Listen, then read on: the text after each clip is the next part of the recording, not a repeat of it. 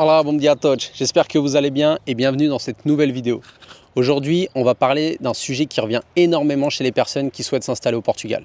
La légalisation de votre voiture au Portugal. On va parler d'ISV et surtout comment faire pour potentiellement ne pas payer cette taxe. Parce que ramener sa voiture au Portugal, ce n'est pas simplement changer les plaques françaises pour mettre des plaques portugaises. Il y a toute une procédure de légalisation derrière et surtout, il y a une taxe qui s'appelle l'ISV et qui, selon votre véhicule, peut représenter une somme assez importante. Et lorsque vous venez vous installer au Portugal, il existe justement une possibilité d'être totalement exonéré de cette ISV, à condition bien sûr de respecter certaines règles. Dans cette vidéo, je vais donc vous expliquer simplement ce que c'est l'ISV, quelles sont les conditions pour bénéficier de l'exonération, quels sont les délais à respecter, comment se déroule la légalisation et surtout à la fin, je vais vous donner plusieurs exemples concrets pour que vous puissiez facilement comprendre si dans votre situation, l'exonération peut fonctionner ou non. Avant de commencer, pensez à vous abonner à la chaîne si vous êtes intéressé par l'expatriation, l'immobilier et la vie au Portugal. Et si justement vous avez un projet d'installation au Portugal, vous trouverez dans la description de cette vidéo un lien pour prendre un rendez-vous gratuit avec moi. On pourra échanger directement sur votre projet et voir comment je peux vous accompagner. Vamos! Premièrement, c'est quoi l'ISV ? On va commencer par la base. Qu'est-ce que l'ISV? L'ISV, ça signifie Imposto sobre Veículos. Pour faire simple, c'est une taxe qui intervient notamment lors de la première immatriculation de votre véhicule au Portugal. Donc lorsque vous arrivez avec votre voiture française, belge, suisse ou d'un autre pays et que vous souhaitez obtenir une immatriculation portugaise, vous pouvez être concerné par cet impôt. Et là, il y a quelque chose de très important à comprendre. Le montant de l'ISV dépend énormément du véhicule. Vous pouvez avoir deux personnes qui arrivent au Portugal avec deux voitures et qui vont avoir des montants complètement différents. Pourquoi? Parce que le calcul va notamment prendre en compte la cylindrée du véhicule et les émissions de CO2. Il y a aussi le type de motorisation, l'ancienneté du véhicule et il y a des règles particulières qui peuvent s'appliquer, par exemple à certains véhicules hybrides rechargeables électriques. Donc forcément, entre une petite citadine avec un petit moteur et peu d'émissions de CO2 et une grosse berline avec un moteur beaucoup plus important et beaucoup plus d'émissions, la facture peut être complètement différente. C'est pour ça qu'avant même de décider si vous allez ramener votre voiture au Portugal, ça peut être intéressant de faire une simulation d'ISV. Parce que dans certaines situations, si vous n'avez pas le droit à l'exonération, il faudra regarder s'il est réellement intéressant de légaliser votre voiture ou s'il vaut mieux la vendre dans votre pays de résidence actuelle et d'en racheter une directement au Portugal. Maintenant, la bonne nouvelle, si vous venez réellement transférer votre résidence au Portugal, vous pouvez, sous certaines conditions, bénéficier d'une exonération de l'ISV sur votre véhicule. Et ça, c'est extrêmement intéressant, surtout si vous avez une voiture sur laquelle l'ISV aurait normalement été très élevé. Attention quand même, ce n'est pas parce que vous arrivez de France ou d'un autre pays pour vivre au Portugal que l'exonération est automatique. Il y a plusieurs conditions à respecter et surtout, il faut pouvoir les prouver avec les bons documents. Les conditions à respecter. Première condition, bien évidemment, il faut avoir au moins 18 ans. La deuxième condition, avant votre installation au Portugal, vous devez avoir vécu au moins 6 mois dans votre pays de résidence. Donc si par exemple, vous vivez en France depuis plusieurs années et vous décidez de transférer votre résidence au Portugal, jusque-là, pas de problème. Et troisième condition, et celle-ci est vraiment importante, vous devez être propriétaire de votre véhicule au moins 6 mois avant votre transfert de résidence au Portugal. Donc attention à ceux qui pensent, je vais déménager au Portugal dans 3 mois, je vais acheter une grosse voiture et maintenant je vais profiter de l'exonération pour l'immatriculer au Portugal. Ça ne fonctionne pas comme ça. Maintenant, si vous achetez votre voiture seulement 2 ou 3 mois avant votre transfert de résidence, vous ne remplissez pas cette condition. Autre chose importante, l'exonération concerne un véhicule par bénéficiaire. Ce n'est donc pas forcément un véhicule par foyer. Par exemple, si vous êtes en couple, vous vous installez tous les deux au Portugal, vous avez chacun votre voiture depuis plus de 6 mois et vous remplissez chacun individuellement les conditions, il est possible que chacun bénéficie de l'exonération pour son véhicule. En revanche, si vous avez personnellement 3 voitures dans votre garage, vous ne pouvez pas demander l'exonération sur les 3. Et pour les situations particulières, par exemple lorsque les 2 personnes apparaissent sur les documents de propriété des véhicules comme la carte grise, alors dans ce cas-là, je conseille vraiment de faire vérifier le dossier individuellement avant le transfert. Ensuite, il y a une règle à connaître absolument, le délai des 12 mois.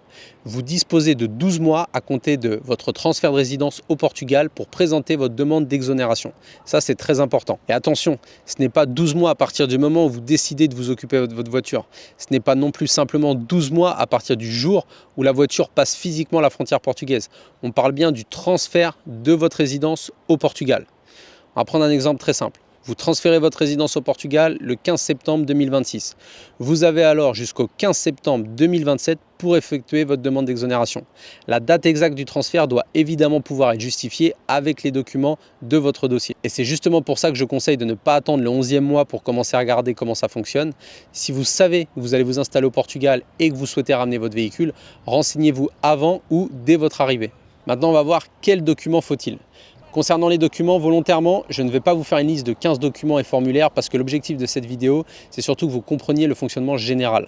En gros, il va falloir pouvoir prouver plusieurs choses. Premièrement, votre ancienne résidence et votre transfert vers le Portugal. Deuxièmement, que le véhicule vous appartient et depuis combien de temps. Il faudra évidemment les documents du véhicule comme la carte grise et selon le dossier, le certificat de conformité et les autres documents nécessaires pour la procédure. Ensuite, il faut constituer toute la partie administrative liée à l'exonération et à l'immatriculation portugaise. Et c'est justement là que les choses peuvent devenir beaucoup plus compliquées. Dans mon accompagnement, pour les personnes qui viennent s'installer au Portugal, je travaille avec un solicitador ou un avocat pour toute cette partie. Je préfère déléguer cette procédure à un professionnel qui connaît les documents à fournir, les formulaires et les différentes étapes. Parce que le problème avec ce genre de démarche, c'est qu'une mauvaise pièce, un mauvais formulaire ou un document manquant peut rapidement bloquer ou retarder votre dossier. Et ce n'est pas le but. L'objectif, c'est donc de faire les choses correctement dès le départ. Maintenant, on va voir comment se passe la légalisation. Parce que l'exonération de l'ISV n'est en réalité qu'une partie de la légalisation de votre véhicule. Vous allez également devoir passer par différentes étapes pour obtenir votre immatriculation portugaise. Il y a notamment une inspection du véhicule qui est nécessaire dans le cadre de l'immatriculation au Portugal, souvent appelée contrôle technique dans le langage courant. Ensuite, il y a le dossier fiscal, la demande d'exonération lorsque vous y avez le droit, les démarches d'immatriculation et enfin l'obtention de vos plaques portugaises. Je simplifie volontairement parce que les étapes exactes peuvent varier selon votre véhicule et votre situation. Mais retenez simplement, documents, inspection, dossier fiscal et exonération d'immatriculation et enfin plaque portugaise. Et encore une fois, dans mon accompagnement, cette partie administrative est gérée avec un solicitador ou un avocat. Maintenant, on va voir les erreurs à éviter. Quelques erreurs que je vous conseille vraiment d'éviter. La première, on en a parlé, achetez votre voiture juste avant de venir vivre au Portugal en pensant pouvoir bénéficier automatiquement de l'exonération. Deuxième erreur, attendre trop longtemps. Vous avez un délai de 12 mois, mais ça ne veut pas dire qu'il faut attendre 11 mois et demi avant de commencer les démarches. Troisième erreur, ne pas conserver suffisamment de justificatifs permettant de prouver votre situation et votre ancienne résidence. Et enfin, quatrième erreur, pensez que l'exonération est automatique. Vous devez respecter les conditions, mais également présenter le dossier et apporter les justificatifs nécessaires. Maintenant, on va prendre des cas concrets, je vais vous en donner plusieurs, parce que je pense que c'est la manière la plus simple de comprendre. Premier cas, vous vivez en France depuis 10 ans. Vous avez acheté votre voiture il y a 2 ans. Vous décidez aujourd'hui de transférer votre résidence au Portugal et vous lancez correctement les démarches. Vous avez vécu plus de 6 mois dans votre ancien pays de résidence et vous possédez votre véhicule depuis plus de 6 mois. Dans ce cas-là, oui, vous pouvez demander à avoir l'exonération d'ISV. Même cas, même situation, sauf que vous avez vendu votre ancienne voiture et acheté une nouvelle voiture 2 mois avant votre déménagement au Portugal. Là, vous ne détenez pas cette nouvelle voiture depuis les 6 mois nécessaires avant votre transfert de résidence. Donc non, vous ne remplissez pas cette condition pour l'exonération. Troisième cas, vous êtes un couple. Vous vivez tous les deux en France depuis plusieurs années et vous venez vous installer ensemble au Portugal. Monsieur possède sa voiture depuis 3 ans, madame possède la sienne depuis 4 ans. Chacun remplit individuellement les conditions. Donc dans cette situation, chacun peut potentiellement bénéficier d'une exonération pour son véhicule. On raisonne par bénéficiaire et pas simplement par foyer. Quatrième cas, vous êtes seul et vous possédez 2 voitures. Vous les avez toutes les deux depuis 5 ans et vous souhaitez profiter de votre déménagement pour faire exonérer les deux.